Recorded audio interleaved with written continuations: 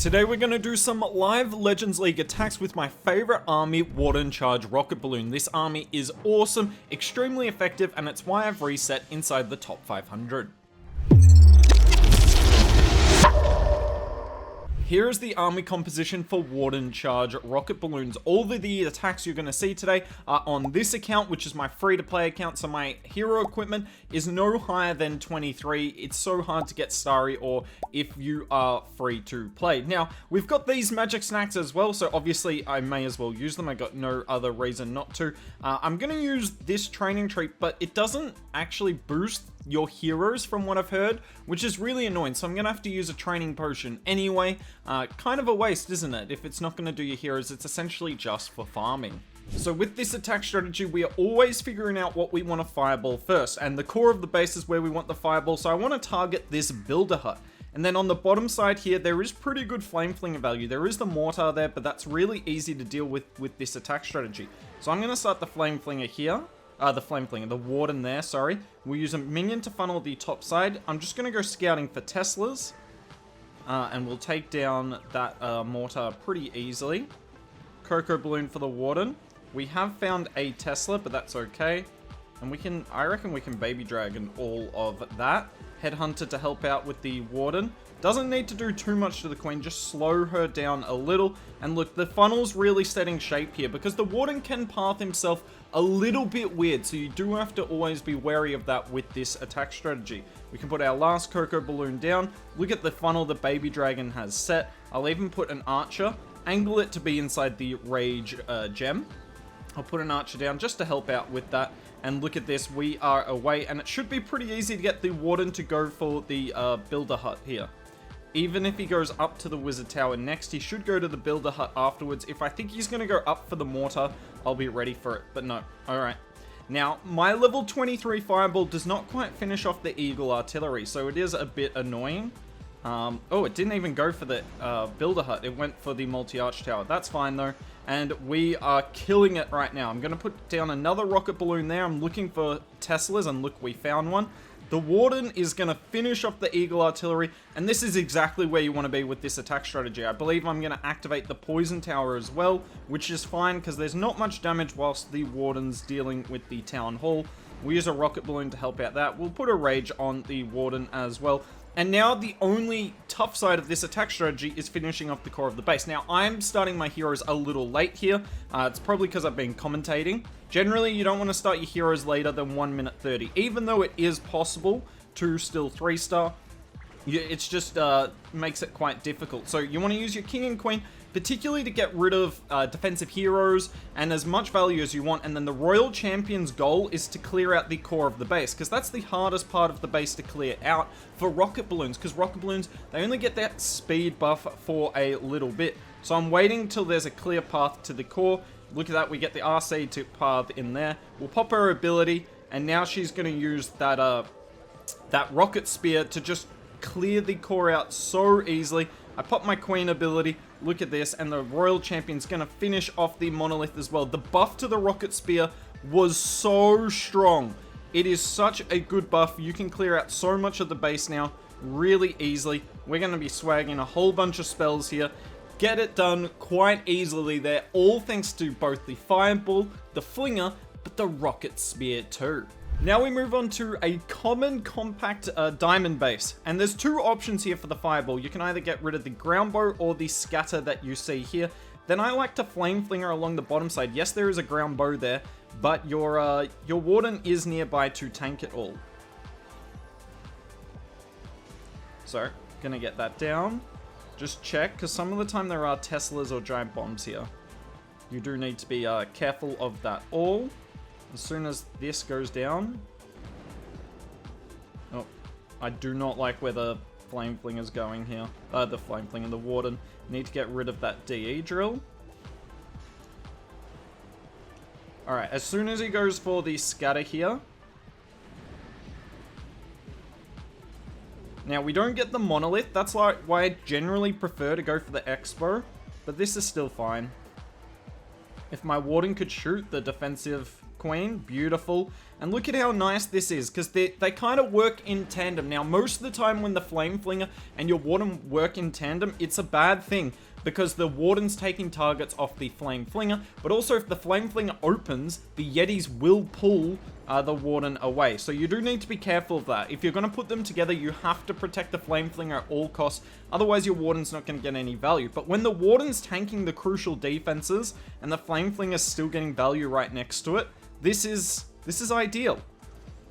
Alright, trying to figure out, I think my Warden can get the Town Hall here. Now we have used a lot of spells though. Maybe not. Alright.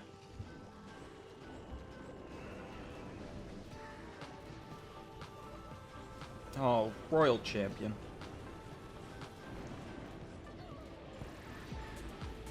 Alright, there we go. Spiky Ball should finish it all off. Beautiful. Keep in mind, we've still got a Queen ability in all of this. We're going to angle the Royal Champion to make sure the spear hits.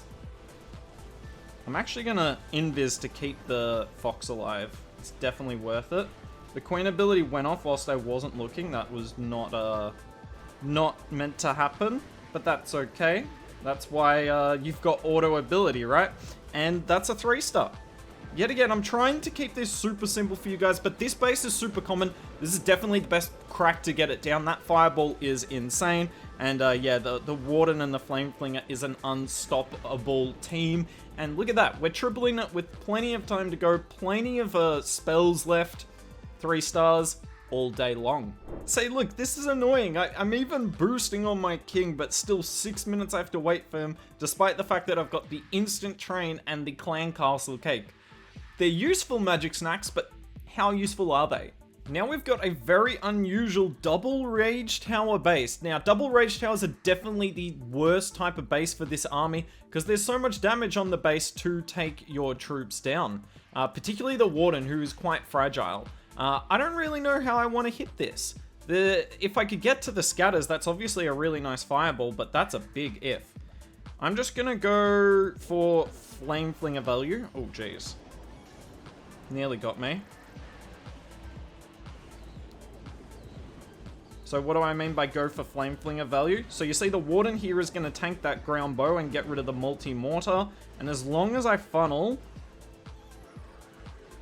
the Flame Flinger here should at least get the ricochet cannon. We've dealt with every Tesla. That's kind of handy to know. Oh, I did not want the Cocoa Balloon to go there. That's why I sent another. Do not activate it. Oh, thank... Woo! If that activated the Rage Tower, you generally don't want to activate them too early, because if you do, then you're dealing with all the defenses in the range of it. Even this is a problem. Alright. What do I want? I want the Rage Tower. I want the Rage Tower for my... What the hell? You don't see that happen too often. I may pull the CC with that, but that's okay. Pretty sure. Let's just make sure.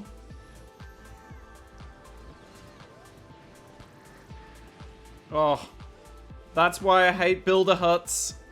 So with the level 23, I do have enough to finish off the CC, but I did not damage all the builder huts. And we have not finished off the CC.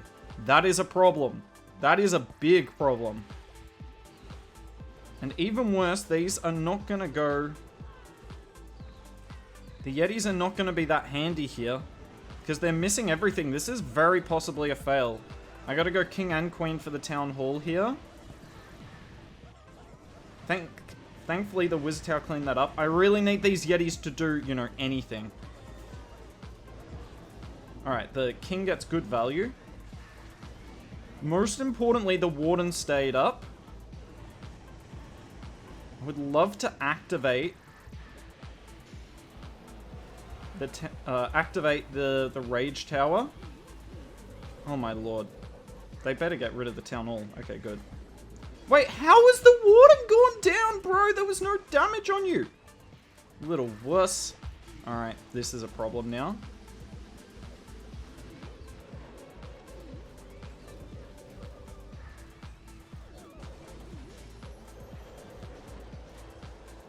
Oh, that's such a stupid wall breaker. Why are you going for that corner? There's nothing there.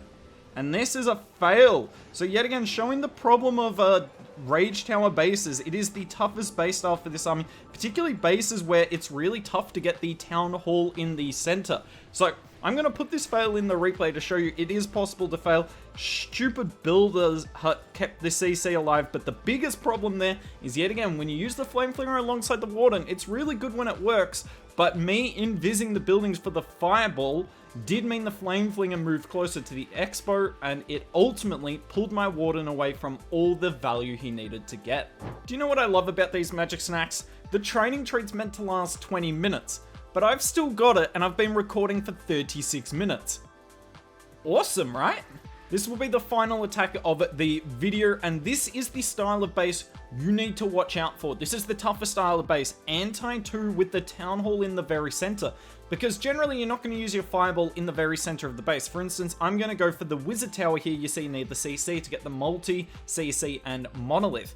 But it doesn't always mean your Warden can get the Town Hall, so this is what you need the Royal Champion for. So I'm going to put the Warden up here, and then look at this. Because the Expo at the top will be tanked, I'm just going to check for Teslas. There's generally a Tesla right where you see this one here. I'm just making sure there isn't a second. I'm gonna be patient here. I'm not really in a rush.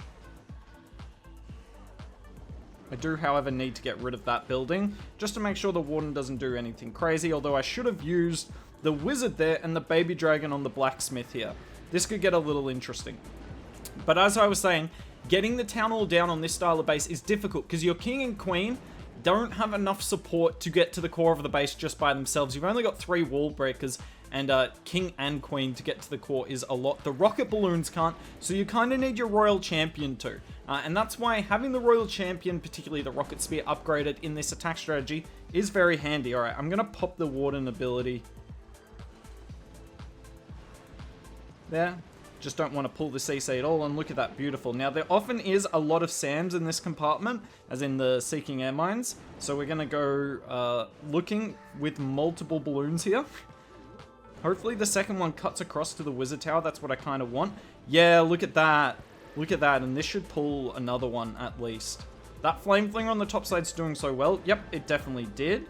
Now I'm going to have to wait for this Arch Tower to go down before I can get another one. I'm going to use the Wizard here because I want to push my Warden into the core. Because if my Warden can get the Town Hall, that would be ideal. We've also got 2 single Infernos on the back end. I didn't even talk about that. Alright. I'm going to split up the King and Queen, which isn't recommended normally. Generally, you want to keep them together. Oh my lord, I'm so bad at pathing the King. Stuff it, it's worth the invis. I haven't even used a rage spell yet. I didn't even notice that. Maybe we can swag all the spells. Kidding, we are not going to do that. I just said this is the toughest style of base to get down. Hopefully those Headhunters deal with the King. Oh, the Wall Breaker gets hit by the Scatter. Are you kidding? Alright. So I'm going to use my Rocket Balloons before the Royal Champion here, because it's all about setting up pathing for the Royal Champion to the core of the base. Although it does look like my Warden's going to get the Town Hall, so I'm going to use my Royal Champion over here to help get rid of the defensive Queen. She's the last major target on the base, other than the Town Hall, obviously. That's annoying when you have to use... Hopefully right here you can see why this style of base, even when I'm kind of wrecking it, it still isn't that easy. Single Inferno's always going to be a problem for this. And also that central Town Hall, but we are going to get the 3-star attack. Is this attack mindless? No. That's why I like it personally. I don't get as much stimulus from using Root Rider spam or the Dragon Clone spam.